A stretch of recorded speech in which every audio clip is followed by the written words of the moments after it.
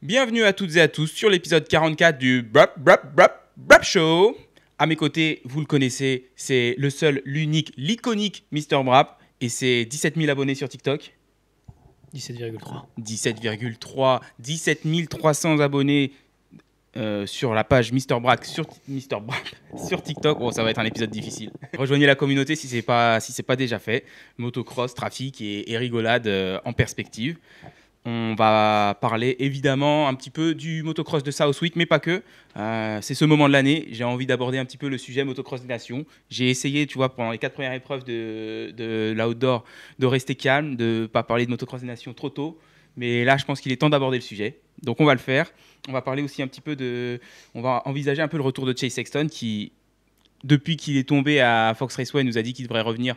Enfin, le team avait dit Southwick, lui avait dit Redbud, je crois. Donc, Southwick est passé, il n'était pas là. On va voir s'il sera de retour à Redbud. C'est vrai qu'on a, à part 2 posts Instagram, on n'a pas eu grand-chose. Avant de parler de tout ça, on va évidemment remercier nos sponsors de longue date, MGT Design et MGT Design Racewear. Donc, MGT Design, pour toutes vos demandes de kit déco 200% perso, c'est @mgtdesign-mx sur Instagram. Et maintenant, vous pouvez avoir la tenue assortie ou alors une tenue complètement folle qui n'a rien à voir avec la déco, grâce à MGT Design Racewear. Et pour ça, c'est aussi sur Instagram, c'est MGT Design-Racewear. On vous avait parlé d'un petit code promo qu'on vous offrirait dans cette vidéo si on atteignait les 50 likes sur la précédente. C'est un échec, on n'a pas atteint les 50 likes. Mais parce qu'on est généreux quand même, et parce que MGT Design est généreux, on vous laisse l'opportunité d'atteindre 50 likes sur cette vidéo. Et à la prochaine, on vous fera du coup un petit code promo, on avait dit 15%, je crois. Je crois que c'est ça, ouais. Donc un petit code promo de 15% de réduction à faire valoir chez MGT Design et MGT Design Racewear. Ce sera un code qui sera valable pendant un mois, donc à peu près le mois de juillet. Peut-être qu'on ira sur la première semaine d'août. On verra selon quand est-ce que vous atteignez 50 likes, à quel épisode. Donc voilà, votre destin est entre vos mains. Et puis nous, c'est parti, on va parler Southwick. Et tu sais quoi, on va entamer direct. De toute façon, j'ai même pas envie de parler de Tomac parce qu'il m'a gavé. Donc on va parler tout de suite Jorge Prado parce que Jorge est arrivé aux États-Unis. James disait justement aux commentaires je crois que ça y est, Jorge est là, on a vu Georges pendant 4 courses. Moi j'aime bien ces petites blagues là. Bref, écoute, peut-être que c'est des mots un peu forts que j'emploie, mais j'ai envie de dire super journée pour Jorge Prado. Certes, il fait une petite chute dans les 2 manches, mais je préfère voir un mec qui reste à la 3e place, qui s'accroche à la 3e place pendant 20 minutes et qui fait une petite chute pour une raison X ou Y et qui finit quand même dans le top 5 qu'un mec qui finit entre 7 et 12 sans qu'on comprenne pourquoi et à 1 minute des leaders. Ouais, c'est sûr. Après, là, déjà, il a eu les bons départs qu'il attendait depuis un petit moment. Donc, il est parti devant. Il tenait Tomac pendant un long moment en première manche, jusqu'à se mettre par l'avant dans un virage. Et un peu la même chose en deuxième manche. Il était deuxième avant Il dit qu'il s'est accroché du coup avec le retardataire sur l'angle. Je trouve qu'on voit pas trop s'ils se touchent ou pas. Mais donc, apparemment, ils se sont touchés. Et ce qu'il met au tapis aussi. Donc, dommage ces 2 chutes. Mais effectivement... il allait faire son meilleur résultat et au final, il a seulement égalé son meilleur résultat. Là. Ah ouais, parce que du coup, il finit combien ? Je crois qu'il fait 5 et 5. Ah ok, je crois qu'il faisait 4 du général du coup. Et il a déjà fait 5e du coup depuis le début de l'année ? Ouais, à la toute première, non ? Peut-être, ouais, je me souviens pas. Pour moi, il était déjà plus loin que ça. En tout cas, en manche, il a déjà fait une 5e place. Peut-être pas au général du coup, Ok. mais en manche, il a déjà fait une 5e place. Et là, il a égalé son meilleur résultat de manche. Et donc peut-être aussi au général, je sais plus. Et puis en plus, après sa chute, il revient sur Tomac. Je sais plus si c'est en première ou en deuxième manche. Ouais, t'es sûr qu'il finit pas 4 de la... Parce qu'il double Plessinger en fin de manche, en deuxième manche, je crois. T'es sûr qu'il finit par le doubler ? Je crois qu'il remontait fort dessus, mais je suis pas sûr qu'il ait réussi à l'avoir. Au final. Ah, peut-être pas, ouais.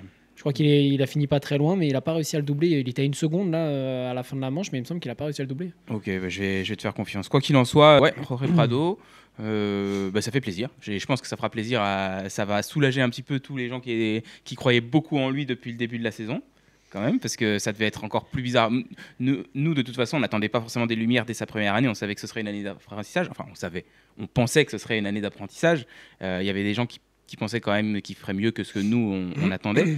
Donc, je pense que voilà, cette 5e place et la façon dont il l'a obtenue, c'est quand même plus dans l'alignement de ce que beaucoup de gens espéraient. Ouais, après lui, je trouve qu'il a un discours assez paradoxal parce que d'un côté, et là il a fait une interview sur le Big en disant j'ai pas les outils. J'ai pas les outils pour performer, en gros. Ouais. Et d'un autre côté, il dit aussi, les gens s'imaginent que c'est facile le changement, quoi, de débarquer aux États-Unis, même si tu gagnes en Europe, de débarquer aux États-Unis et que ce sera facile. Alors que bah non, ça l'est pas, du coup, nouvelle vie, enfin tout qui est nouveau, quoi. Donc d'un côté, il se trouve un peu des excuses, enfin les excuses que beaucoup lui donnent et qui sont sans doute vraies. Hein. Quand je dis excuses, c'est pas du mytho, c'est juste les raisons qui expliquent peut-être ces contre-perfs. Et de l'autre côté, il parle de la Kawa, mais c'est chaud. Hein. Et même le team, il dit j'espère que le team va se bouger en gros pour trouver les solutions et me donner les outils dont j'ai besoin pour pouvoir performer parce que bah, si je les ai pas, je peux pas les inventer, je peux pas gagner. Là, sa dernière interview sur le Big, il est assez cru et c'est vrai que Kawa, là, je sais pas s'ils se la font traduire là, je sais pas comment c'est sous le vent Kawa, mais ça doit pas être très calme. Mais ils vont se faire, je pense qu'il va se faire remonter un petit peu les bretelles le Jorge parce que bon, même s'il est pas super content de la moto, il se fait payer des millions par Kawa et c'est pour quand même donner un minimum une bonne image de la moto et essayer de la vendre. Eux déjà les pilotes sont conscients que la moto qu'ils vendent c'est pas exactement la même que celle avec laquelle ils roulent et tout, mais ça joue quand même. Enfin, même nous qui le savons, moi je trouve que ça impacte quand même la vision que tu as de la moto de production, les résultats que font. Enfin, quand tu vois un Jorge Prado qui, pour beaucoup de gens, pense qu'il va gagner des courses aux États-Unis et qui fait 7e sur une Kawa, forcément, ça donne pas une belle image de la Kawa, mais si c'est pas exactement la même que celle que tu vas acheter, quoi. Ouais, et puis tu te dis, ils ont tous des moteurs usines, donc en fait, tu fais quand même la comparaison avec leur moto usine. Et indirectement, tu fais aussi la comparaison avec les motos de série quoi, qui sortent et que nous on achète. Tu te dis, si la Kawa, ils ont les mêmes moyens, c'est Kawa usine, les mêmes moyens que Honda, que Yamaha, etc. Bah, la moto elle fonctionne pas. Ça veut dire que déjà d'origine, elle doit partir avec un train de retard, tu vois. Enfin, tu fais indirectement la comparaison, ce qui est sans doute totalement faux quoi en fait, que ça fonctionne pas comme ça.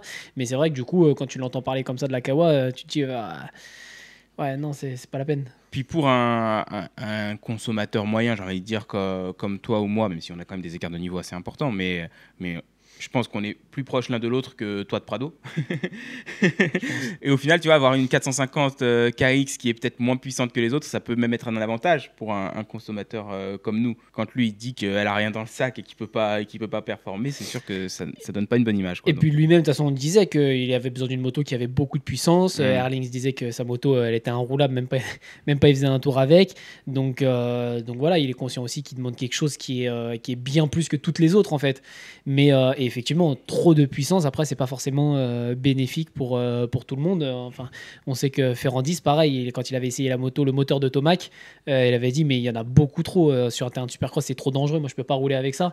Alors que voilà, Tomac, il le dit aussi dans ses interviews qu'il veut une moto très puissante avec beaucoup de puissance dans le moteur. Mais là, c'est vrai qu'il a pas bien parlé de Kawa et ça fait quand même plusieurs semaines en plus qu'il le dit, quoi, qu'il a pas la moto. Donc au début, c'était assez soft, c'est bon, bah on cherche, on cherche parce que j'aime bien avoir beaucoup de puissance et bon, visiblement chez Kawa, ils n'avaient pas spécialement l'habitude de ça ou quoi. Pourtant, ils ont eu un Tomac pendant quelques années, mais ils ont peut-être pas l'habitude de ça, etc. Et sauf que là, maintenant, on me donne pas les outils, donc c'est mieux. Il disait que le sable, c'était mieux aussi parce que il a beaucoup roulé dans le sable en Europe, donc ça lui était plus familier, même si c'était quand même pas le même sable que ce qu'il avait l'habitude de rouler ici. Et il disait que la moto, au niveau de ses choix de trajectoire, peut-être que dans le sable, du coup, il arrive plus à prendre des trajectoires qui marchent aussi à Southwick. Je me rappelle, après la première épreuve, il avait dit en fait, en Europe, tout le temps on prend la première ornière à l'intérieur parce que c'est tout le temps la trajectoire la plus rapide, et ici il y a des extérieurs qui fonctionnent et du coup parfois il faut aller prendre des extérieurs pleines balles et j'ai pas l'habitude de ça et il va falloir que j'apprenne en fait à aller chercher d'autres trajectoires.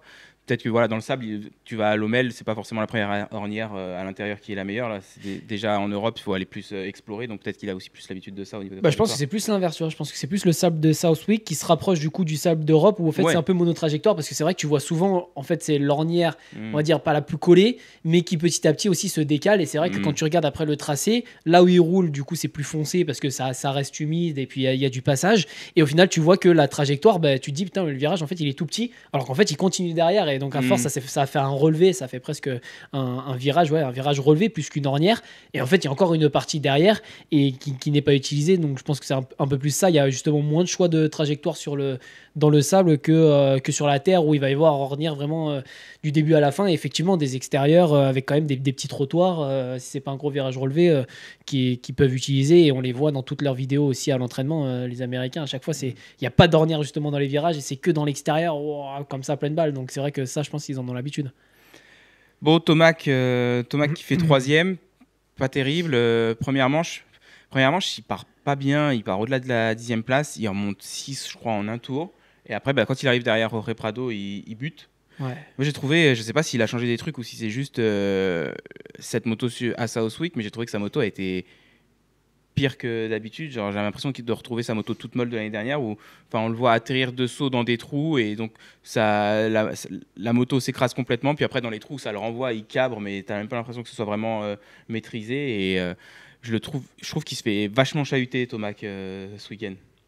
Ouais, j'ai pas spécialement remarqué, mais surtout dès qu'il arrivait derrière Prado, là, il s'en prenait plein la tronche aussi. Je pense que c'est pour ça qu'à chaque fois, il a cramé tous ses terres-off en moins de 15 minutes, ouais, aussi. Ouais. Parce que tu voyais que la première fois où il repère du terrain sur Prado, tu vois qu'il y a déjà plus de terre-off, en fait, Tomac. Donc ça va être compliqué, ça aussi, ouais. Mais ouais, c'est un peu dommage. C'est vrai que ça remontait vite, puis hop, ça se réécartait. Et puis là, d'un seul coup, ça faisait vraiment en dents de scie, quoi. Donc c'est vrai que peut-être que s'il avait continué d'avoir des tir-off, il aurait pu derrière lui en enlever quelques-uns, rester au contact jusqu'à trouver l'ouverture. Mais il a réussi en première manche après la chute, du coup. Mais mais en fait, là où moi je suis très frustré en tant que fan de Tomac, c'est que tu le vois au press day, il a des roll-off. Alors que c'est le press day, tu t'en fous, tu vois, tu sais même pas de faire un chrono, c'est même pas chronométré. Et après, arrivé en course, il est sur des terre-off et il les crame en moins de 15 minutes. Donc c'est dommage, alors qu'il avait fait il y a 2 semaines le coup de vétéran de sortir les roll-off. Il était presque le seul à avoir sorti les roll-off juste avant l'averse à High Point. Et ça l'a quand même bien aidé. Et ouais, là, dans le sable. Et deuxième manche, il est reparti en terre-off aussi. Ouais. Après, je sais pas, peut-être qu'il s'est dit, ouais, le roll-off, le bandeau, il est vraiment trop petit et je vais juste me concentrer sur bien partir et tant pis. Mais ouais, je sais pas. C'est vrai que la vision, elle est quand même moins bonne avec le roll-off, mais c'est peut-être un peu plus sûr dans le sable. C'est vrai que c'est souvent quand même dans le sable, ça part en roll-off, quoi. Et puis après, j'ai vu une photo du coup du press day avec son roll-off, mais c'est vrai que le bandeau du film, il pourrait être plus épais en fait par rapport à là où c'est la forme du mast. Le bandeau pourrait être plus épais et ça coulisse. Donc je sais pas pourquoi est-ce qu'il est si fin que ça. Tu vois, à la limite, qu'il soit si fin peut-être parce que ça coûte moins cher et pour les rouleaux qu'ils veulent vendre, ils veulent pas les faire. Ils veulent pas les faire trop cher ou marger plus, c'est une chose. Mais ils auraient pu faire des bandeaux, des films personnalisés pour les pilotes pro où c'est quand même avec une meilleure vision, quoi. Ouais, ou alors, tu vois, ce que je comprends pas, c'est que visiblement, là, il y a Armor Vision, je crois, un truc comme ça. Enfin, tu sais, le film maintenant où tu frottes. Tixier, je sais qu'il roule avec ça maintenant. Il y a quelques pilotes aussi de bon niveau qui l'ont adopté. Et que ça a l'air de bien fonctionner. Ça marche bien sur le sable aussi, ça ? Ouais. Mais okay. Le sable est même genre la boue compacte. Tu passes le gant, tu vois, et visiblement ça fait pas de traces. Non, même si toi tu as les mains pareil, un peu pleines de terre et tout, ça fait pas de traces. Donc moi j'ai pas encore expérimenté là. J'en ai quelques-uns, je devrais essayer. Et ça tient 30 minutes parce que c'est ça aussi peut-être que le film il s'use. Mais ouais, mais même plus que ça en fait, je crois. Ouais. Hein, ils en mettent pas un neuf avant chaque manche, quoi. Ok. Mais et ils en font maintenant, je crois, à la forme des masques aussi. C'est qu'au début c'était juste un rectangle, comme ça c'est universel, ça va sur tous les masques. Et maintenant il me semble qu'ils ont sorti des modèles. Ah oui, du coup c'est un truc que tu colles sur le masque en plus. Voilà. C'est pas une marque de masque qui fait un écran comme ça. Ok. Et ouais, du coup je suis assez étonné qu'ils aient pas testé ça, peut-être. Ou tu vois, même en dessous des tir-off à la limite, c'est peut-être possible, tu vois, de se mettre ça, mettre les tir-off par-dessus. Et si tu les as fumés, au moins, tu as quand même une issue de secours et tu risques pas d'être vraiment. De fou.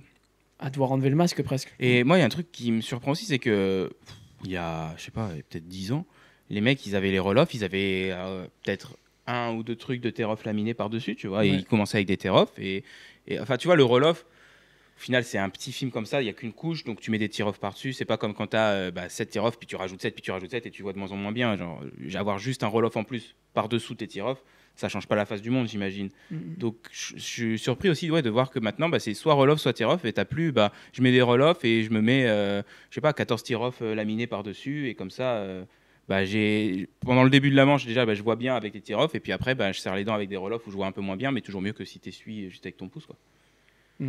Donc ouais, c'est bizarre. Ou même dans les courses Gadou, on voit plus les techniques Erlings faisait avec les 2 masques. Dylan avait repris.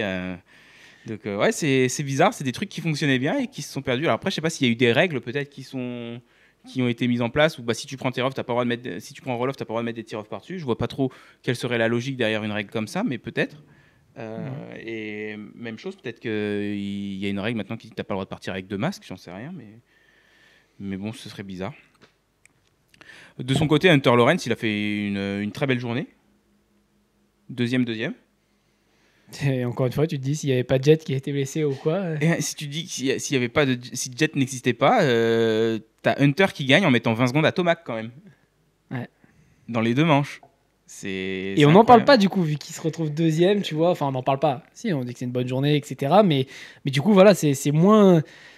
Ce serait moins wow, dans la domination Hunter, genre face au Beast Mode, ou tu vois, genre face à Hunter Tomac, machin. Alors qu'en vrai, ouais, il met 20 secondes, quoi.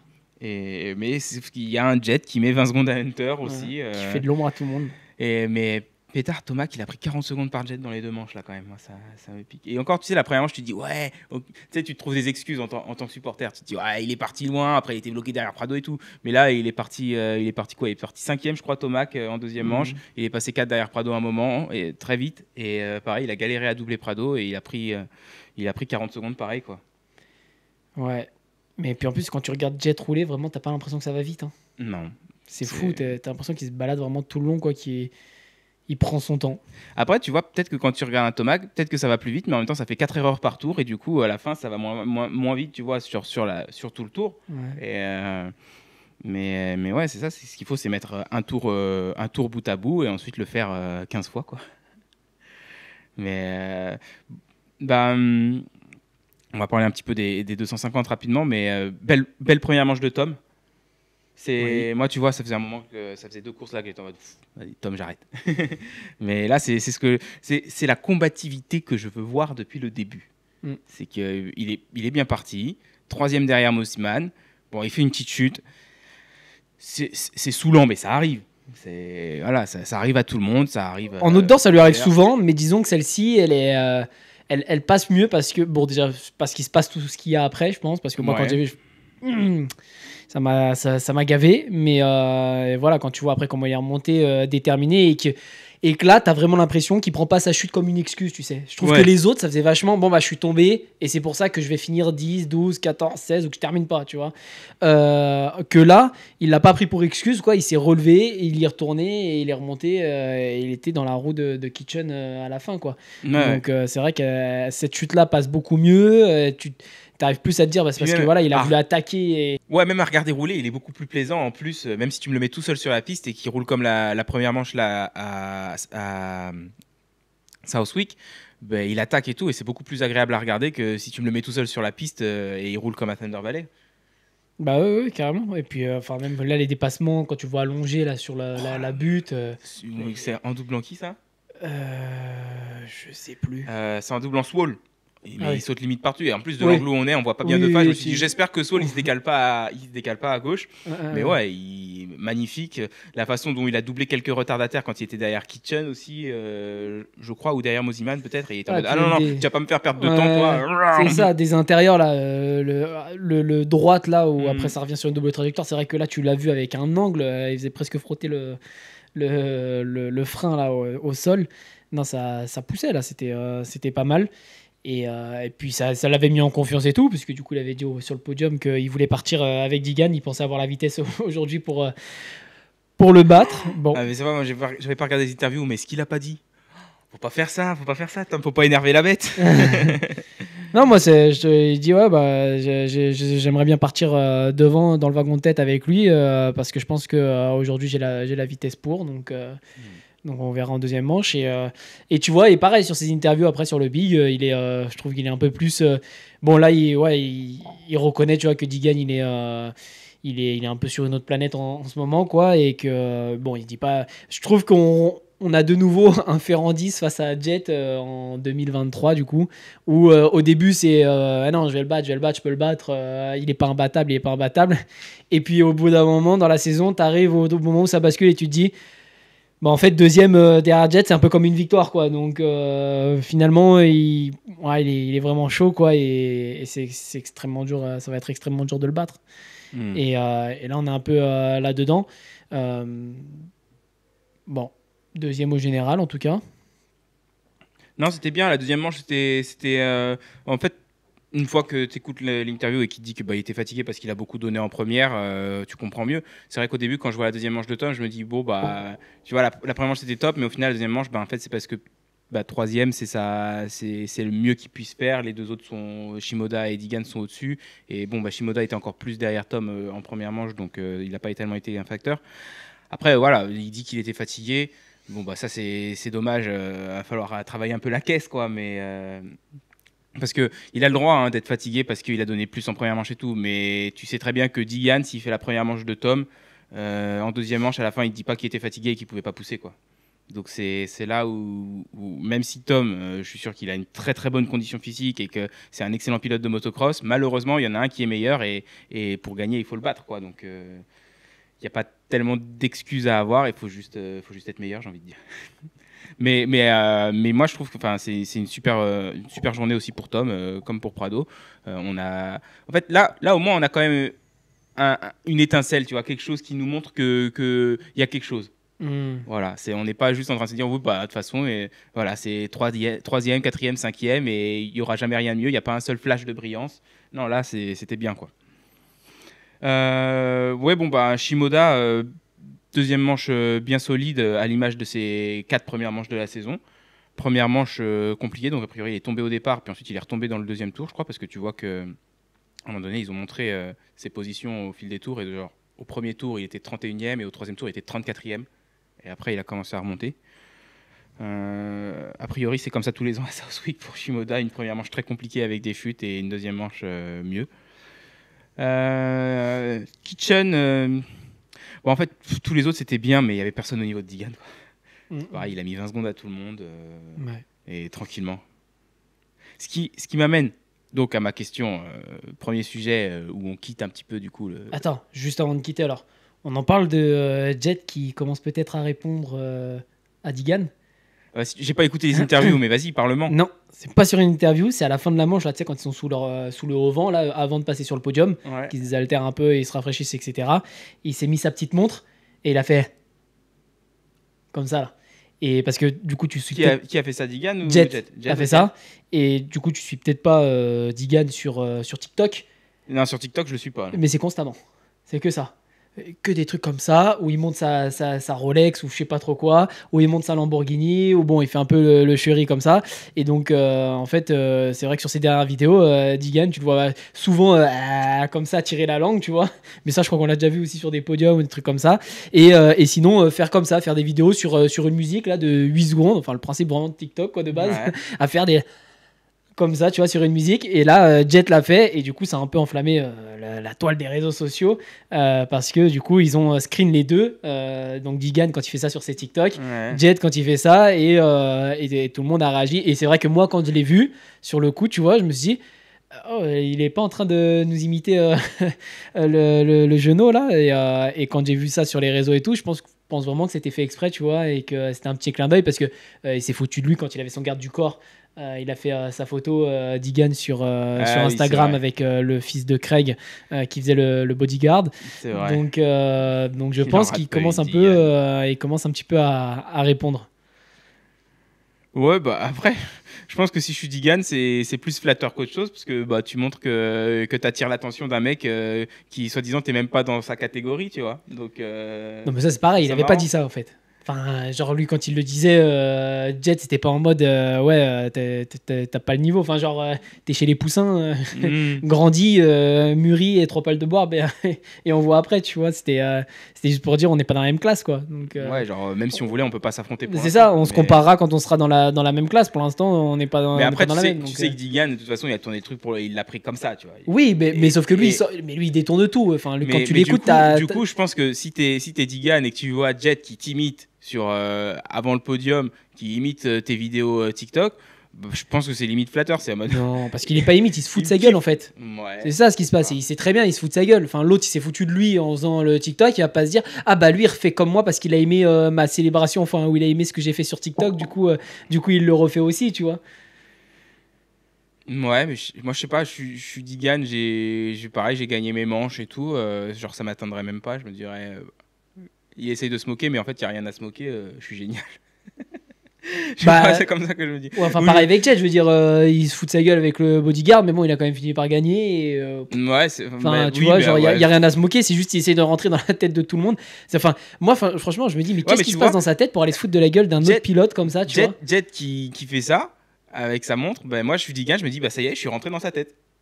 Il pense à moi, il pense à se foutre de ma gueule à la fin de sa deuxième manche. Le mec vient de battre Hunter Lawrence, Eli Tomac, Jorge Prado, 4 fois champion du monde et tout, et il pense à moi, qui suis même pas sur la piste avec lui. Il pense à moi parce qu'il a vu que je parlais de lui. Il a vu mon post Instagram. Enfin, lui, c'est un post carrément, tu vois. C'est même pas à la caméra, genre en mode un petit pic, un petit truc, machin. L'autre, il en a fait un post. Donc toi, tu le vois comment, ce truc-là? Moi, comme une réponse. Ça y est, enfin, tu veux me chercher, je vais te répondre un peu comme Bomber. Bomber, il lui a répondu, tu vois, au début. Sauf ouais, ça me plaît quand même parce que... Moi, tu vois, je préférerais que Jet il s'en occupe pas et qu'il réponde sur la piste parce qu'on a vu Jet se soucier un peu du bruit qu'il y avait autour de lui au début du Supercross et bah, c'est pas là qu'il roulait le mieux. Il avait l'air énervé, on sait pas pourquoi, et c'est pas là qu'il roulait le mieux. Bon, et tu vois, après, il a rien dit. Et il a répondu sur la piste à Fox Raceway quand il a gagné 1-1, le doublé, après sa blessure et après les histoires de la vidéo où il dit un mot qu'il n'aurait pas dû dire. Parce que j'ai pas envie d'appeler ça non plus une vidéo raciste, c'est pas vraiment le contenu que c'est.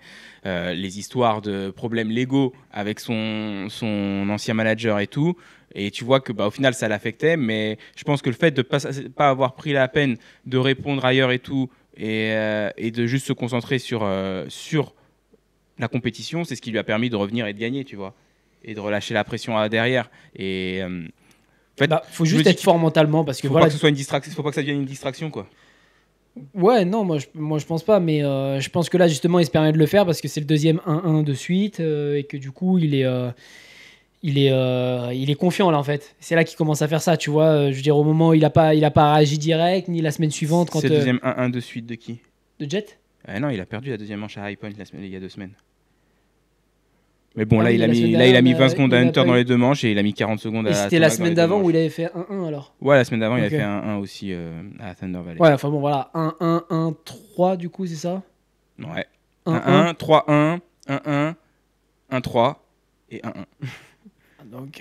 Donc ça va quoi. Ça va. Il a gagné ses 20 premiers outdoors sur 21 en 450. C'est là que tu te dis quand il est tombé et qu'il s'est fait mal, il aurait mieux fait de rentrer dans les pits, ne pas la faire. Il aurait moins tué ses stats. Ouais, mais c'est en manche, donc il aurait déjà été considéré comme il a pris le départ de la course. Et comme il a perdu la course. Ouais, mais pas la régulière. C'est qu'il l'a pas fini, quoi. Donc, Ouais. Bon, c'est tout pour South Week. Ouais. Alors, on va parler un petit peu quand même outdoor.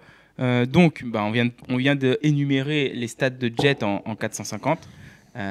Seul Tomac a gagné des manches en dehors de Jet. Jet n'a perdu que 2 manches, tout comme Digan. On a vu Hunter maintenant, Justin Cooper et Plessinger passer pas trop loin de potentiellement en chipper une. Qui d'autre que Tomac et Jet gagnent des manches cette année? Il en reste 12 des manches. 6 épreuves, 12 manches. Et on récupère potentiellement Sexton la semaine prochaine. J'ai quand même envie de miser sur un petit Sexton qui nous en gagne une.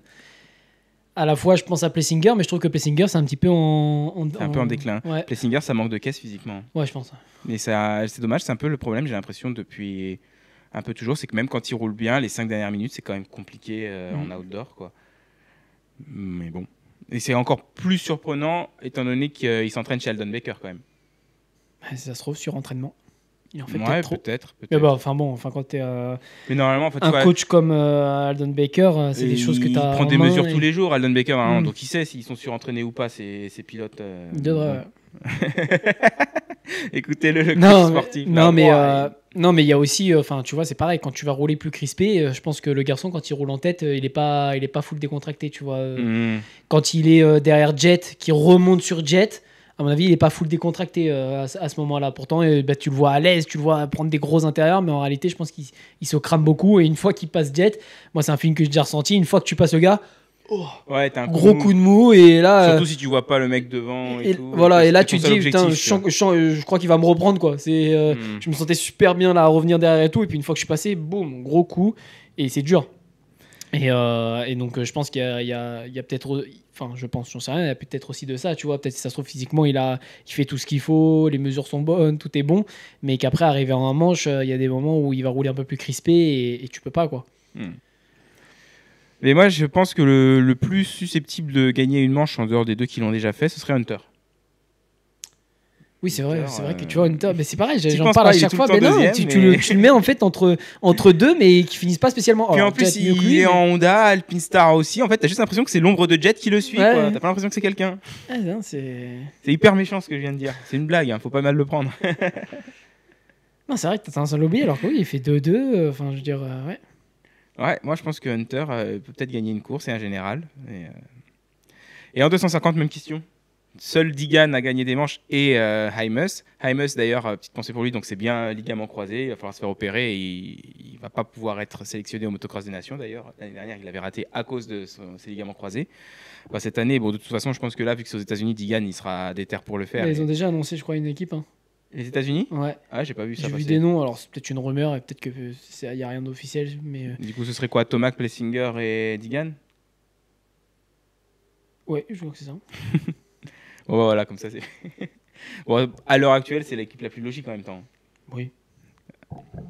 À la limite, tu pourrais faire pile ou face entre Plessinger et Justin Cooper, mais en termes de pilote américain, Bah ouais, là, à l'heure actuelle. Tomac est le meilleur 450, Digan est clairement le meilleur 250.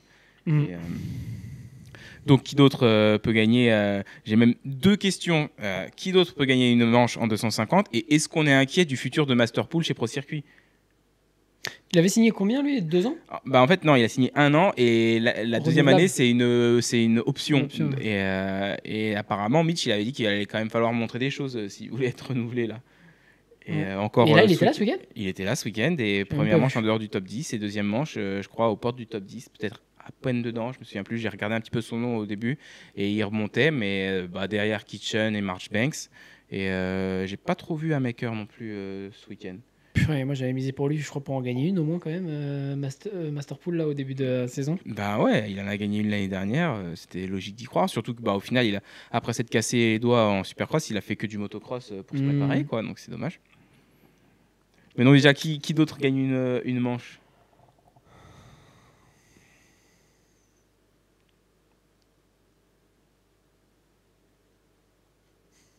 En fait, je les mets au même niveau via le Kitchen Shimoda, je les mets les trois au même niveau. Ah Et j'ai ouais. du mal à dire qu'ils vont. Ouais. Ben, Ouais, moi, franchement, moi, je mets Shimoda un peu au-dessus quand même. Bah, En vitesse, je trouve que cette année. mais lui, ça dépend des c'est fois pas en fait. constant, mais quand ouais, même voilà. Il est tellement. Et Kitchen et Vial, à la limite, eux, je les mettrais au même niveau, mais du coup, Mais à la je fois- dirais que le plus susceptible, ce serait Shimoda, quoi. À la fois, j'aurais pas mis un billet non plus sur Aimas d'en gagner une et 1-1. Donc ça se trouve, oui, Shimoda il va nous faire un coup d'éclat à un moment donné. Ouais, en plus, Shimoda, il roulait bien aussi à une Adila avec Chen Simons l'année dernière avant de se faire la clavicule. Mhm. Donc, ouais, tout est encore possible pour Joe. Mais, ouais, moi, je mettrais, s'il devait y en avoir un, je pense que ce serait Joe. Est-ce que je pense que ça va arriver? Oui, je pense pas que sur 12 manches, Digan, il va nous faire 12 manches sans la moindre erreur. Et après, on sait que bon, il peut faire des erreurs et les compenser. Il a le niveau pour.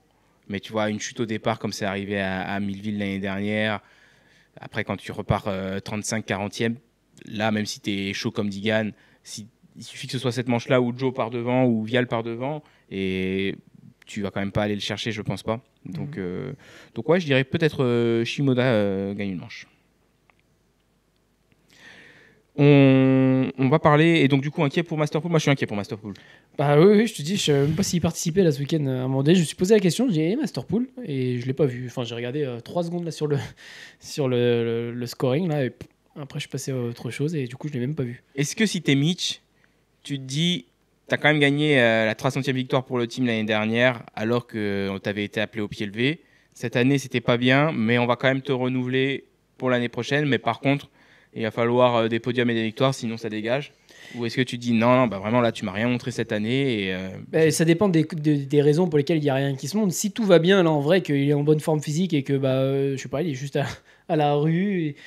ils s'entraînent pas. Bah ouais, Je dans pense ce pas que ce cas-là, soit le cas, mais- ça saute direct. Mais si c'est que, enfin, je sais qu'il a eu des pépins physiques là au début, tu vois. Ouais, il était malade, je crois, depuis la deuxième Voilà, épreuve, donc si et- c'est qu'il y a vraiment quelque chose derrière, bah là effectivement, tu peux peut-être dire bon bah celle-là elle était à côté. Tu nous as montré en bonne forme physique, ça peut fonctionner. Donc, on réessaye une dernière année. Mais ouais, c'est un peu, moi, je ferais un peu la raison pour laquelle.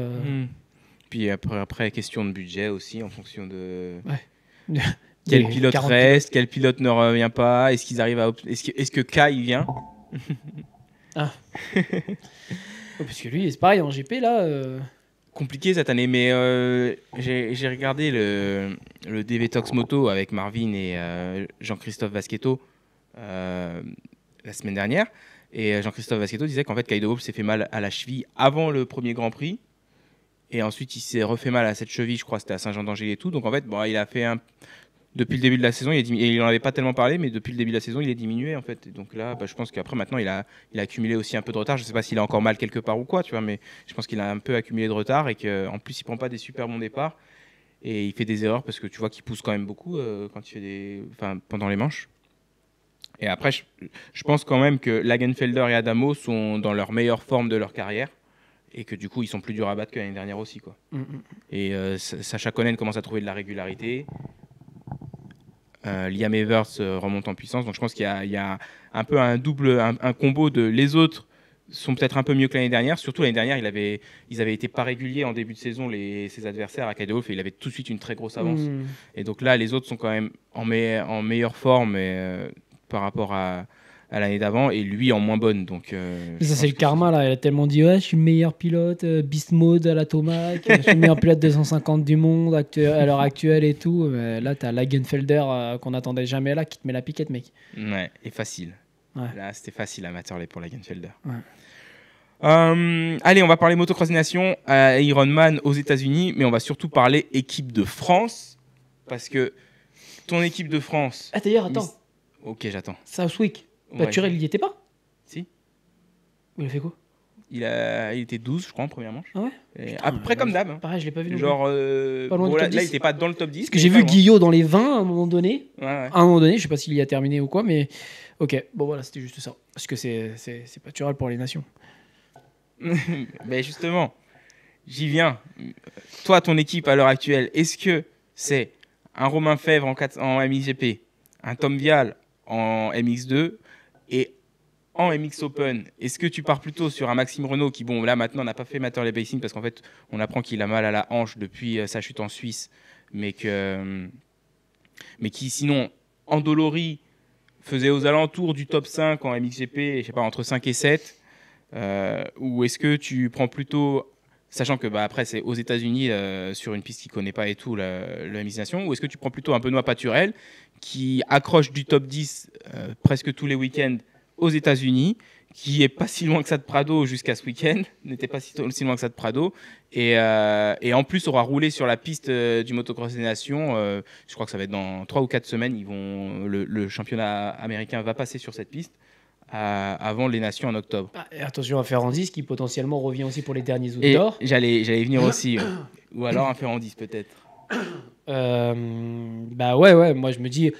Je crois que j'attendrais un retour de Ferrandis parce que... Ouais, entre un Paturel et un Ferrandis, j'ai quand même envie de prendre un Ferrandis, même si Ferrandis pour l'instant il prend des vacances et j'y pensais. Il regarde des matchs de foot. Une fracture de fatigue ou de stress, c'est pas plus grave qu'une fracture normale, on est d'accord. Ça intervient en fait. Pareil, mais c'est juste qu'en fait c'est à l'usure en fait. T'as pas l'événement traumatique qui génère normalement la fracture, mais c'est... Non, en théorie c'est 5 semaines pour que l'os il se consolide. Ouais, c'est ça, oui. Je pense que c'est des petites fissures en fait, tu vois, c'est quand on dit fêlé. Là, ça fait 6 semaines que le championnat outdoor a commencé. Ouais. Donc il devrait pouvoir reprendre la moto très prochainement quand même, Dylan. Je pense, ouais. Et ensuite, j'imagine qu'il pouvait continuer à faire du vélo quand même avec ou reprendre assez vite quand même le vélo, même si peut-être que les premières semaines, il voulait vraiment rien faire pour que ça se remette plus vite, mais... Oui, je pense. Et puis tu vois, voilà, c'est pareil, c'est entre un Ferrandis et un Paturel quand même. Alors, t'as envie de récompenser Paturel qui est là depuis le début et qui roule, etc. C'est un peu le dilemme aussi qu'on avait l'année dernière avec Thomas qui revenait de blessure face à un Plessinger qui prouvait et qui était là tous les week-ends depuis le début. Mais tu te dis quand même, je pense qu'un Ferrandis, il revient, là, il fait quand même mieux que Paturel, tu vois. À la première course, peut-être pas beaucoup mieux, mais oui, j'ai envie de dire qu'une fois que le physique revient petit à petit et tout, sur les dernières, ouais. Voilà, donc oui, moi j'attendrais... Je retombais sur des courses de 2021 quand il gagnait son titre et de 2023 quand il était seul derrière Jet, là. Et enfin, ouais, seul derrière Jet sur une moto qui, en plus, il arrêtait pas de dire qu'il aimait pas. C'est vrai qu'il était bon. Et même, tu reprends les Nations à Redbud où il revient, il avait raté presque tout l'outdoor avec une blessure au pouce. Et arrivé à Redbud, il a roulé fort quand même, Dylan. Donc, ouais, et puis en plus, peut-être potentiellement les dernières Nations aussi, quoi. Je pense qu'il aurait la déterre de les faire en 10 pour le coup, parce qu'il y a toujours ça aussi. Est-ce que les pilotes Ouais, sont parce que déjà l'année favorables ou dernière, pas. il était chaud pour les faire. Au final, l'année prochaine, c'est encore à Ernée. Enfin, pas l'année dernière, il y a 2 ans, il était chaud pour les faire, Dylan, à Ernée. Et l'année prochaine, c'est encore à Ernée. Si Dylan fait une bonne année, il pourrait. Après, est-ce qu'un team comme Honda Phoenix, ils sont prêts à envoyer une Honda jusqu'en France pour une course? Mais le HRC, ils en mettent une 3e. Ils ont les moyens et ils l'aident. Il y a les 2 qui iront à chaque fois pour l'Australie. Ouais, tu lui donnes la moto d'entraînement même, ça ira. Mais Clément, moi je te dis oui, Clément. Mais c'est pas moi le chef. Je m'appelle pas Monsieur Honda. Hein. Ouais, ben oui, non, je mettrais Fèvre, Vial et j'attendrai le retour de Ferrandis. Et si pas de Ferrandis parce que pas de retour, Ouais, entre Renault et. ouais, je pense que ça prendrait quand même plus Renault que Paturel à mon avis. Ah ouais, si on part du principe que Renault, les résultats ne s'améliorent pas, que ça reste entre 5 et 7 en MXGP quand il revient après, une fois que sa hanche va quand même mieux, tu restes sur du Renault plutôt que du Paturel? Parce qu'un Paturel, ça coûte moins cher à la Fédé aussi, du coup, non? Oui, ils s'en foutent, ils vont augmenter la licence. Non, ça coûte moins cher au team, team, mais c'était Yamaha qui avait demandé je sais plus combien à la 80 000 Fédé pour envoyer la moto de Dylan. Ouais. C'était ça l'histoire. Ouais, franchement, choix difficile en vrai. Ouais. Choix difficile. Et c'est pour ça que je posais la question. J'avoue que l'autre fois, j'y ai réfléchi, je me suis dit, bah, je sais pas. Ah, le choix logique, je pense quand même, c'est Renault. Bah, sur le papier, Renault, ça reste le meilleur pilote, avec le plus haut potentiel. Mais après, voilà, si Renault nous dit je suis diminué, j'ai encore mal, ou qu'il est un peu. Bon, bah, ok. Je veux me reposer pour la saison d'après. Voilà, ça facilite le choix directement. Mais si les deux sont 100%, je suis chaud et on y va, je pense qu'on part sur Renault. Ok. Et donc, ouais. Ah, et par contre, s'il y a un Dylan qui arrive et qui performe bien, on part sur Dylan. Parce que tu vois, tu disais, est-ce qu'on récompense un Paturel qui a été là toute la saison ou plutôt Dylan qui est quand même le pilote avec les meilleurs résultats? Mais moi, je me dis, est-ce que tu veux récompenser un pilote qui a fait une bonne saison et faire deuxième, ou est-ce que tu préfères prendre un pilote qui a peu roulé mais essayer de gagner, tu vois? Bah, c'est ça. L'équipe de France. C'est qu'on n'est pas là pour faire du social, hein. On est là pour gagner. Donc, à un moment donné, non, tu vois. On y va. Mais le dilemme qu'il y avait l'année dernière, par exemple, avec Tomac, c'est que Plessinger prouvait quand même. Il finissait souvent devant deuxième. Mais on pouvait penser que Tomac, ça allait être de mieux. Oui, mais avant même le retour de Tomac, du coup, il y avait déjà la question Tomac, pas Tomac, etc. Et tu avais Plessinger qui était là depuis le début et qui faisait deuxième. Et donc, c'était dur, puisque le premier choix, du coup, c'était Sexton qui était devant. C'était dur de dire bon, on prend Tomac plutôt que Plessinger. Alors que Plessinger, il est là et il fait le meilleur résultat des deux, forcément. Enfin, quand elle élimine Sexton, parce que Sexton, il est pris, on le prend, tu vois. Et que du coup, tu as Plessinger qui est juste derrière, c'est difficile de prendre un Tomac qui est sur la touche qui potentiellement pourrait faire mieux, alors que, enfin, tu vois, on est au top, quoi. Donc, il y avait ce dilemme-là, alors que là, c'est vrai qu'il y a moins ce dilemme-là. Je pense que c'est sûr, c'est pas le même niveau que Plessinger-Tomac. L'écart de niveau, je pense qu'il est plus grand entre un Ferrandis et un Paturel qu'entre un Plessinger et un Tomac. C'est vrai. Bon, c'est tout ce que je voulais aborder pour cet épisode sur le motocross des nations. On va terminer avec un petit peu de Chase Sexton. Et la question du jour, Chase Sexton peut-il refaire son retard au point super motocross? Parce que, moi je vais le dire, j'ai jamais mâché mes mots sur ce podcast, donc je vais parler franchement. Sexton, il a gâté. Là, quand il est tombé à Fox Raceway et qu'ensuite il a été banged up, et je mets des guillemets parce que c'est ce qu'il a dit, et c'est le communiqué officiel de KTM. Il n'y a même pas le nom d'une blessure derrière. Il est juste froissé, en gros. C'est comme si tu disais froissé en français. Donc j'imagine qu'il a des bleus. Des contusions, pour utiliser le terme. tu rates pas 4 courses pour ça, quoi. Enfin, il était... Du fait qu'il a fini deuxième du championnat Supercross, au point SMX, c'était quand même... pas très loin de, je me souviens plus, il a perdu quoi, de 4 points à la fin le titre Supercross. Donc au point Super Motocross, il était 4 points derrière Webb. Donc même en finissant pas là et en faisant pas la deuxième manche, Ça faisait 54 points. Les 54 points sur Webb, il les aurait déjà récupérés, je pense, à l'heure actuelle, en faisant, je sais pas, un coup 3, un coup 4. C'est encore Webb premier du coup là? C'est encore Webb premier. Webb, il a... Alors du coup, j'ai noté les écarts entre Sexton et les autres, pas entre Webb et les autres, mais Webb, il a encore une 33 points d'avance sur Justin Cooper, qui est deuxième. Mais donc Sexton, maintenant, il est 132 points derrière Cooper Webb, et il reste 6 courses, 12 manches avant les playoffs. Donc, pour être premier au terme du championnat motocross au classement combiné, il faudrait qu'il marque 11 points par manche sur Cooper Webb, 8,25 points par manche sur Justin Cooper et 6,66 points par manche sur Aaron Plessinger. Parce que du coup, actuellement, il est quatrième chez Sexton. Donc, ce qui fait que, en gros, si c'était les mêmes résultats à chaque manche, il faudrait que Chase Sexton gagne les 12 dernières manches, que Webb finisse 8e à chaque fois, Justin Cooper 5e à chaque fois, et Plessinger 4e à chaque fois. C'est mort.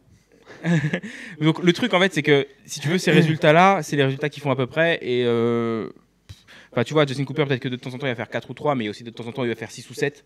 Donc ça va se compenser. Je pense qu'en moyenne il va faire 5e des manches Justin Cooper. Je pense que Plessinger il va faire moins bien que 4e des manches en moyenne. Surtout une fois que tu rajoutes Sexton dans le mix. Et Cooper Webb pareil 8e. Enfin actuellement il fait 7, 8, 9 quoi Cooper Webb. Le truc c'est qu'on sait très bien que par contre Chase Sexton ne va pas gagner toutes les manches en arrivant quoi. Non, mais tu vois, je me demande s'ils en ont vraiment quelque chose à faire du SMX quand même. C'est un bonus, tu vois, mais j'ai l'impression que, je pense que il est là, je le prends, mais sinon, enfin, je vais pas m'arracher, pas me mettre en danger, mais me mettre dans le rouge et tout pour le SMX. J'ai l'impression, parce qu'effectivement, sinon, comme tu le dis, tu vois, enfin, on a un Web là qui clairement fait l'autre d'or pour ça, ouais. pour avoir une chance, parce qu'il sait qu'il part avec un bon avantage quand même, enfin, de ses 25 points. Mais au-delà de ça, tu vois, les autres, c'est souvent ça chaque année où tu dis, tu pourrais venir marquer quelques points et donc tu en as quelques-uns qui courent un peu après le dernier billet, là, Dean Wilson qui revient faire quelques courses et pour c'est marquer surtout des points. Les pilotes qui veulent éviter le last chance au playoff en fait, qui le font plus que les pilotes qui veulent avoir la meilleure place avant de commencer les playoffs. Ou ils partent du principe que il a pas besoin de ses premiers points là, parce qu'effectivement c'est doublé, triplé ensuite. Enfin, que tu as une épreuve plus doublé, plus triplé. Même quand c'est doublé et triplé. Enfin, la mentalité, c'est toujours chaque point compte dans un championnat. Évidemment, donc, mais ouais, moi j'ai l'impression qu'il n'y a pas énormément de motivation en fait sur ces SMX, tu vois. Je pense que ils n'y accordent pas autant d'importance qu'un championnat. Je pense que le championnat super motocross, en fait, il a moins de prestige parce que c'est que sa 3e année et que ça a beau être payé 1 million pour 3 courses si tu gagnes le titre en 450. Je pense que sur le million, ils touchent moins que quand ils sont payés 1 million par exemple Sexton. Bah déjà, tu vois, Cooper Webb, il est sur le Pump MX Show, il avait dit qu'au final, le bonus versé par Yamaha pour avoir gagné le titre SX, c'est un peu plus d'1 million maintenant. C'est pas 1 million tout rond, c'est un peu plus que ça. Donc après, dessus, il paye des taxes et à la fin, il touche peut-être moins d'1 million net, mais bon, ça change rien. Que là, c'est le promoteur, donc c'est Feld qui paye, Feld et MX Sports, qui est promoteur du championnat motocross, qui paye le million aux pilotes. Ils n'ont pas de bonus de constructeur pour gagner le championnat SMX. Et en plus, j'ai entendu des trucs comme quoi, parfois, ils doivent reverser un peu au team une partie du bonus qui touche du promoteur. Donc en fait, tu gagnes 1 million, mais tu gagnes moins que quand tu gagnes 1 million pour avoir gagné. Ouais, et puis tu n'as peut-être pas aussi tous les sponsors qui mettent les mêmes primes que quand tu gagnes plein de manches, plein de... Je pense qu'il y a moins de prestige, moins d'argent à gagner et que du coup, c'est un bon petit bonus pour quelqu'un qui a eu une année compliquée. S'il gagne ça à la fin, ça fait un peu plus avaler la pilule et te faire attaquer la préparation hivernale un peu plus enjouée, disons, en disant j'ai encore la capacité de gagner des courses et tout. Mais effectivement, je pense pas que ce soit vital. Tu vois, peut-être un mec comme Thomas, s'il arrive en bonne santé au premier playoff et qu'il n'a pas gagné il a gagné qu'une course en supercross et pour l'instant il n'a pas gagné de course en motocross et le titre ça va être compliqué. Il va arriver déter pour gagner le titre SMX, tu vois. C'est au moins pas faire une année blanche où il a rien gagné, tu vois. Mais un jet, il va vouloir gagner parce qu'il l'a jamais perdu. Mais en dehors de ces deux-là, Chase, il nous montre déjà qu'en fait, son intérêt pour le titre super motocross, il n'est pas énorme. Et je sais pas trop d'où ça vient. Je me demande si c'est juste que il en a marre de la KTM et tout, parce que j'imagine que dans sa tête, peut-être qu'il blâme la moto pour le fait de ne pas avoir gagné le titre SX. et qu'il blâme la moto pour son erreur à Fox Raceway et d'être tombé. J'en sais rien, hein, Mais je crois qu'il atterrit sur le frein arrière en fait. Hein. Ouais. Parce que je l'ai revu et j'ai l'impression que la roue arrière se bloque en fait quand il atterrit. Et moi j'avais regardé et sur l'angle de droite, j'ai l'impression de voir son pied droit en fait aller plus bas que sur le repose-pied quoi. Donc et pas atterrir sur les pointes sur le repose-pied. Ouais, je suis pas sûr qu'il ait fait un point mort parce qu'un point mort ça te bloque pas l'arrière. Non. Et puis on n'entend pas tellement de rupteurs quand il atterrit. Enfin on entend en même temps mais tu sais pas trop si c'est lui ou si c'est Thomas qui est juste derrière en train d'essayer de doubler. Donc ouais, je me demande s'il a pas atterri sur le frein arrière au final. Ouais. Ouais, ben. Parce que tu vois, je trouve ça quand même bizarre, Sexton qui, dès la mi-championnat S6, on savait qu'il était très intéressé pour aller chez Kawa et qu'a priori il y va. Donc c'est que dans sa tête, la KTM, ça va pas, tu vois. Et peut-être que tout simplement, il a plus envie de rouler sur une KTM. Ouais. Et donc rien à faire des playoffs, rien à faire de l'outdoor. Mais du coup. Mais pourtant en outdoor, il avait l'air d'avoir trouvé une bonne base l'année dernière. Ouais, je pense que s'il reprenait rien que sa moto de l'année dernière et qu'il y touchait pas, il faisait une bonne saison, quoi. Mais bon. En même temps, il faisait une bonne saison l'année dernière, mais il y avait plus de Jet. Et est-ce que si Jet était là, il gagnait autant de courses? Est-ce qu'il a réussi à gagner le titre? Tu vois, même quand Jet était diminué, il gagnait pas toutes les manches face à Jet, tu vois. Oui, mais bon, donc, même si tu fais deuxième tout le long, tu vois. Donc tu penses que Sexton, même s'il revient à Red Bull la semaine prochaine, ça va pas le faire pour les points SMX, il va pas revenir à la première place? Non. Okay. Non, il ne reviendra pas à la première place, il remarquera peut-être quelques points. Et... Je pense que ça va être quand même plus serré que ce qu'on pourrait penser, mais après, il faut voir aussi, est-ce qu'il revient et que c'est tout de suite un mec de podium qui se bat pour des victoires de manche, ou est-ce qu'il revient et au final au début c'est du top 5 et parce qu'il se rend compte que les autres ils en sont à leur 6e course et ils ont plus de rythme que lui, quoi. Bon écoute, c'est tout pour cette semaine. Je crois bien. On vous remercie de nous avoir suivis. Si vous aimez ce contenu, n'hésitez pas à mettre un petit like, bien sûr. Il faut attendre les 50 pour avoir la petite réduction MGT Design Raceware. Vous pouvez vous abonner, vous pouvez lâcher des commentaires, donnez-nous vos avis sur les choses dont on a parlé. S'il y a des sujets qu'on a omis, des pilotes auxquels on n'a pas pensé, qui ont bien roulé à Southwick, n'hésitez pas à nous le dire en commentaire. Moi, j'adore discuter avec vous et répondre dans la section commentaires des vidéos. Et puis, on vous dit à la semaine prochaine où on parlera... on peut quand même en parler très très rapidement, mais Antonio Cairoli, TC222, qui va rouler la semaine prochaine à Redbud et la semaine d'après à Spring Creek sur la Ducat. On en avait déjà parlé un petit peu avant la saison. Tu disais un peu rien à faire parce que de toute façon on l'a déjà vu la dernière fois quand il est venu. Maintenant qu'il est à la retraite, c'est quand même plus la même chose. Il a quand même assez bien roulé à Matterley Basin la semaine dernière. Ouais, c'était la semaine dernière. Du coup, est-ce que sa performance à Matterley Basin suscite un peu plus d'intérêt pour toi dans sa venue aux États-Unis, ou non, c'est le même niveau, c'est bien pour lui, mais moi je m'en fiche? Non, je regarderai sur le classement où est-ce qu'il se situe, tu vois, mais je suis pas là. Je vais la regarder et en direct. Tu vas le voir à la télé de toute façon. Je pense que Ducati, ils vont mettre un billet pour dire. De toute façon, déjà là, hein. Il s'est fait interviewer. Oui. C'était le grand marshal de Southwick. Donc, c'est quoi, c'est le grand marshal? C'est un peu le représentant de l'événement. Je crois que c'est lui qui dit démarrez vos moteurs avant la première manche. Et voilà, c'est un peu un rôle d'ambassadeur sur l'épreuve. Tu vois, qui roule ou qui fasse ça. Dans le Colorado, c'était le père d'Eli Tomac qui était grand marshal. À High Point, c'était des fois c'est d'autres personnes de l'industrie après que nous d'ici on connaît pas forcément, mais voilà, chaque semaine tu as une personne qui est nommée, quoi. Ok. Mais donc qu'il soit grand marshal ou pilote, rien à cirer, quoi. Non, ouais, après moi j'ai jamais été non plus un grand fan du pilote, tu vois. Mais moi non plus, mais voir les vétérans continuer de rouler et après performer encore plus, tu vois. Voilà, mais moi c'est quand il y a de la performance derrière, c'est quand il y a encore le risque qu'ils viennent nous faire un podium déjoué, enfin tu vois, un Erlings qui revient, parce que je pense que Erlings peut le mettre dans la catégorie des vétérans quand même, même s'il n'est pas parti à la retraite, etc. Mais qui revient au meilleur niveau, là ça suscite de l'intérêt. Erlings il serait venu à Red Bull, ça suscite de l'intérêt. Il serait venu à Southwick. Là ça aurait suscité de l'intérêt et j'aurais regardé très attentivement, tu vois, parce que j'aurais été curieux. Voilà, le vétéran, on le voyait un peu, on s'est dit Conan, s'il était venu à Southwick, voilà, regardé. Et tu vois, il voulait venir, parce que toi tu disais la rumeur est jamais et tout, mais la rumeur elle a bien été là, c'est juste que du coup on lui a dit non. J'ai pas cru, moi, et ça c'est pareil, tu vois, dans son interview après il dit je crois qu'il y en a qui veulent pas que je réalise mes rêves ou un truc comme ça, tu vois. Mais là, ça après, KTM, C'est un mec de 18 ans qui a le seum parce qu'il voulait venir, mais ça se comprend. Tu es en plein milieu d'une bataille pour un titre de champion du monde. On va pas te faire voyager aux États-Unis, faire une course à Southwick qui vaut rien, qui va rien t'apporter à part, oui, ok, tu réalises un rêve, mais pour eux, ça coûte des thunes. Il y a une petite prise de risque, même si bon, il prend des risques tous les week-ends, mais là, c'est une prise de risque sur un championnat sur lequel il est même pas engagé, où il a rien à gagner. Enfin, lui, sur le plan personnel, si tu veux, il a des choses à gagner parce qu'il a envie de le faire. Mais KTM, eux, n'ont rien à gagner sur leur investissement dans le fait qu'ils emploient Luca Konen pour gagner un titre MXGP. Donc pour eux, il y a zéro intérêt de le faire, à part mettre une KTM de plus sur la piste, mais Plessinger fait un bon travail et ça leur coûterait de l'argent. Et en plus, ils disent que les rumeurs, ça dirait que Sacha monterait en 450 l'année prochaine avec lui. Et Erlings sur une Honda.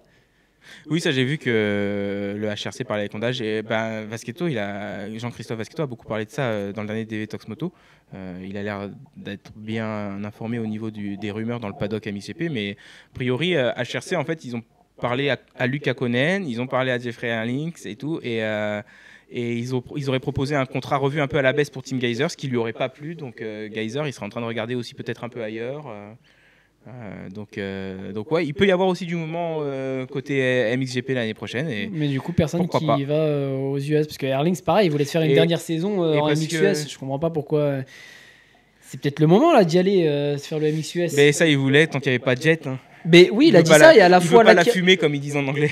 Là qui revient au meilleur niveau, tu vois, je me dis moi ça me donne un peu plus d'espoir. C'est vrai que je me suis dit bon quand Jet les gagnait toutes et tout, ça me paraissait un peu plus compliqué. Tu vois, Jet il gagne presque tout face à Eli Tomac, que Erlings pour l'instant il gagne pas tout face à Luca Konen et Romain Febvre, tu vois. Je sais pas, enfin Erlings il est pas au meilleur de sa forme, que ce soit par rapport à sa carrière, tu vois. Je pense qu'il a déjà été meilleur que ça. Là où Jet, je pense qu'il est aussi fort actuellement que ce qu'il a été en 2023, quoi, quand il fait le Grand Chelem. Donc ça reste compliqué. Après, peut-être que d'ici la fin de l'année, il va continuer à monter en puissance et pas se faire mal, Erlings, et qu'il va se dire pourquoi pas, tu vois. Puis c'est plus compliqué, tu vois, à l'âge qu'il a, changer les habitudes et faire le changement que Prado fait, tu t'adaptes un petit peu moins bien et peut-être qu'il se voit moins le faire, tu vois. Peut-être que maintenant il a vraiment son confort qu'il a pas trop envie de quitter. Ouais, mais je le voyais pas comme ça. Moi, je voyais plus avec tu vas avec ta moto en fait faire les épreuves. Enfin, tu es avec ta moto sous le vent KTM quand même, tu vois. Mais ouais, mais déjà sa moto de GP, il peut pas l'avoir. Oui, avec quelques. Après, il a montré à Ironman en 2018 qu'il n'avait pas besoin de sa moto de GP pour gagner. Oui, parce qu'au final, est-ce que lui, elle est bien beaucoup modifiée Est-ce qu'il a touché au cadre J'imagine que dans le sable, ils doivent peut-être allonger un peu le bras oscillant ou des trucs comme ça, mais sinon, après, je sais pas. Oh, bon, moi, je vais quand même regarder ce que fait. Je serai moins attentif maintenant qu'a priori Tomac part chez KTM, tu vois, mais si j'ai quand même. Moi, je suis quand même assez impressionné de l'entrée de Ducati dans le sport parce que ils sont quand même, je vais pas dire compétitifs parce qu'ils se battent pas pour des victoires, mais ils sont quand même performants, je trouve, dès le début. Tu vois, Sewer, il ferait pas mieux sur une autre moto à mon avis. Non. Et donc tu arrives à mais il a réussi à ne pas faire moins bien qu'avec les autres. Tu arrives à tirer le meilleur de Sewer sur une nouvelle moto, c'est bien, tu vois. Après, tu as Cairoli qui, en plus, vient le battre et tout. Oui, parce que quand même, Cairoli, la semaine dernière, amateur Levisin, meilleur pilote italien, meilleur pilote Ducati. Le mec est retraité. Et si je voulais mentionner que là aussi, où c'était intéressant, c'est quand Dungey est sorti de retraite pour faire l'outdoor et qu'il était à ça d'aller accrocher un podium de manche, quoi. Là, il y avait de l'intérêt aussi, quoi. Regarder un petit peu tous les week-ends, qu'est-ce que va nous faire Ryan Dungey. Ben c'est ça, et puis c'est que Dungey il est revenu en disant je veux me battre peut-être pour le titre. Enfin, tu vois, il revenait pour performer, pas juste pour tester la nouvelle moto ou je sais pas trop quoi. Alors que tu sais que Cairoli est plus dans une optique de développement de la moto aussi. Alors sans doute lui se faire plaisir, hein, qui fait rouler. Il a dit quand même que quand il roule, il aime bien se battre pour être devant, mais que bon, maintenant son rôle chez Ducati c'est plus tellement ça, donc il est obligé de tester la moto en conditions de course et que il est pas forcément compétitif à chaque fois qu'il prend part, mais que lui, son envie, c'est quand même d'aller se battre devant, quoi. Donc voilà, et après, est-ce qu'ils vont vraiment tester des pièces ou est-ce qu'ils veulent prendre le meilleur package Ducati qu'ils ont actuellement et voir ce qu'ils donnent sur des pistes américaines? Et du coup, est-ce qu'il aura une chance de se battre pour rouler avec Prado? Il y avait des questions avant Southwick qui disaient est-ce que quelles sont les chances que Cairoli finisse devant Prado à Redbud? Bon, maintenant que Prado il a fait un bon Southwick, on va peut-être se dire qu'il y a peu de chance, mais qu'est-ce que t'en penses? Ouais, il y a moyen en vrai, il y a moyen qu'il y ait match. Ouais. Un monkey match, mais c'est vrai que parce que c'était dans le sable. Je pense que il a pas trouvé la recette magique Prado encore, et du coup là on revient un peu sur plus de la terre. Donc Ouais, donc déjà tu vas être et curieux de monkey voir match. si Prado confirme à Red Bud ou s'il Oui. retourne plus dans ses habitudes des 4 premières épreuves. Mm, mm, mm. Ouais, moi je dirais peut-être 2 tiers, 1 tiers, Prado finit devant Cairoli, 1 tiers Cairoli finit devant Prado, quoi. Ouais, Je le verrai comme ça en termes de probabilité. ça va. Allez, on vous remercie. N'hésitez pas, donc le petit like pour atteindre les 50. Les 15% vous attendent, les 15% de réduction chez MGT Design et MGT Design Racewear. On vous remercie de nous avoir suivis. On vous dit à la semaine prochaine pour Red Bud et à bientôt la semaine prochaine. Ciao. Portez-vous bien, tout ça, quoi.